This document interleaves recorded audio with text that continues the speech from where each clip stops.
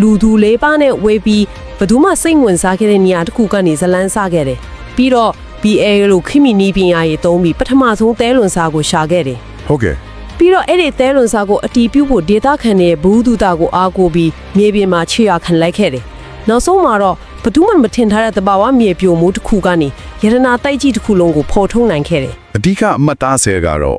ဒီရှာဖွေတွေ့ရှိမှုကြီးဟာကံကောင်းမှုတစ်ခုတည်းကြောင့်မဟုတ်တယ်လို့သိပ္ပံပညာတစ်ခုတည်းကြောင့်လည်းမဟုတ်ဘူးဆိုတာပါပဲ ဟုတ်ပါတယ် ဒါဟာသိပ္ပံနိကြစနစ်တကျရှာဖွေမှု science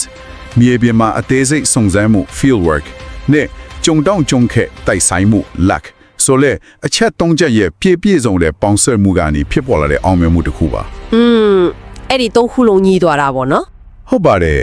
နိပညာကဘယ်နာမှရှာမလဲဆိုတဲ့လမ်းကိုပြပေးတယ်မြေပြင်ကွင်းစည်းမှုကဘာကိုရှာတွေ့တယ်လဲဆိုတာကိုအတည်ပြုပေးတယ်ကန်တရားကတော့အခုချက်ချင်းယူလိုက်တော့ဆိုပြီးအရှိန်မြင့်ပေးလိုက်တယ်အဲ့ဒီသုံးခုလုံးညီသွားတဲ့အခါမှာဒီလိုကြီးမားတဲ့တွေ့ရှိမှုကြီးဖြစ်လာတာပါခင်ဗျာ ဟုတ်ပါတယ်ရှင်ဒီတော့နောက်ဆုံးရင်နဲ့ကျမတို့ရဲ့နားထောင်တူတဲ့အတွက်စဉ်းစားစရာလေးတစ်ခုထားခဲ့ခြင်းပါတယ်အရင်ကအလားအလာမရှိဘူးလို့သတ်မှတ်ခံထားတဲ့နေရာတွေမေလျော့ခံထားတဲ့ဒေသတွေအများကြီးရှိနေပါသေးတယ်အဲ့ဒီနေရာတွေမှာဒီနေ့ခေတ်ရဲ့ပိုပြီးအစစ်မြတ်လာတဲ့ဤပညာအသက်တွေဒေသဆိုင်ရာဘဝတုဒတွေနဲ့ကံကောင်းမှုအနှင်းငယ်သာပေါင်းဆက်လိုက်ရင်မိုးထီတောင်လိုတခြားဘလို့တဘာဝယတနာတိုက်တွေထပ်ပြီးပေါ်ထွက်လာနိုင်အောင်မလဲဆိုတာပါပဲ